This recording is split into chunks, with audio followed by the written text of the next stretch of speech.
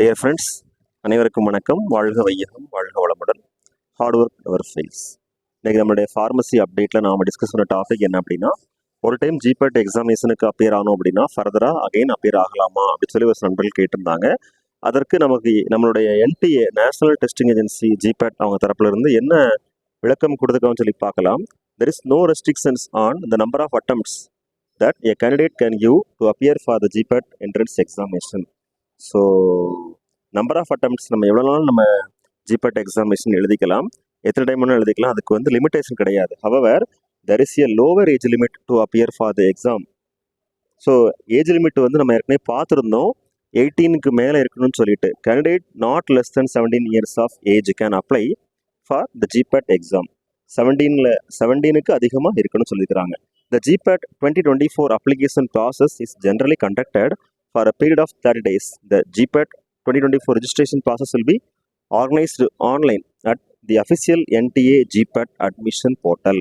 It is mandatory to register for the examination in order to apply for the M-Pharma courses. So கண்டிப்பாக நம்ம M-Pharmக்கு வந்து GPAT மூலமாக apply பண்ணுறோம் அப்படின்னா அந்த ரிஜிஸ்ட்ரேஷன் ப்ராசஸ் வந்து கம்பல்சரி முடிச்சு நம்ம அப்ளை பண்ணியிருக்கணும்.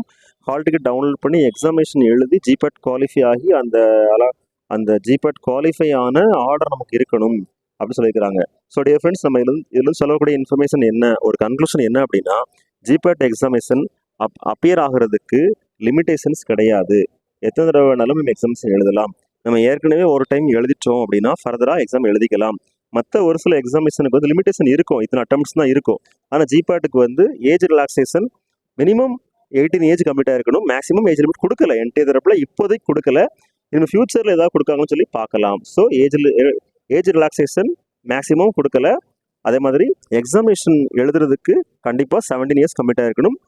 Second time, third time, fourth time கூட நம்ம எழுதலாம். அதனால் என்ன நமக்கு ப்ளஸ் பாயிண்ட்னா, சப்போஸ் நம்ம வந்து ஹையர் எஜுகேஷன் எம்ஃபார்மா இல்லை பிஹெச்டி படிக்கிறதுக்கு நல்ல ஒரு ரெப்யூட்டடான university institution, research and educational institution, இப்போ நைப்பர், அந்த பிட்ஸ் பிலான், இந்த மாதிரி பிளேசஸில் நமக்கு வந்து சீட் கிடைக்கணும் அப்படின்னு நல்ல ரேங்க் இருக்கணும். அதனால தான் நம்ம நிறைய டைம் எழுதிக்கலாம்னு சொல்கிறது. நம்ம எம்ஃபார்மசி ஒரு இன்ஸ்டியூஷனில் படிச்சுட்டு பிஹெச்டி வந்து நல்ல ஒரு ரெப்யூட்டடான இன்ஸ்டியூஷனில் NIRF ரேங்கிங்கில் நைப்பர் மாதிரியான இன்ஸ்டியூஷனில் படிக்கிறதுக்கு நல்ல ரேங்கோட நைப்பர் ஜாயிண்ட் என்ட்ரன்ஸ் எக்ஸாமினேஷன் ஸ்கோர் கார்டும் இருந்தனால் அது இன்டர்வியூவில் நம்ம நல்ல பெர்ஃபார்ம் பண்ணுற பட்சத்தில் நமக்கு வந்து பிஹெச்டி சீட் கிடைக்கிற வாய்ப்பு அதிகமாக இருக்குது.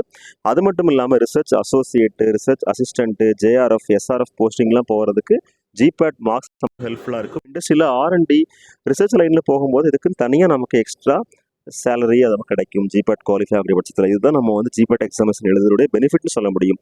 Thank you very much. Best wishes for all success in our life. வாழ்க வையகம், வாழ்க வளமுடன். நன்றி.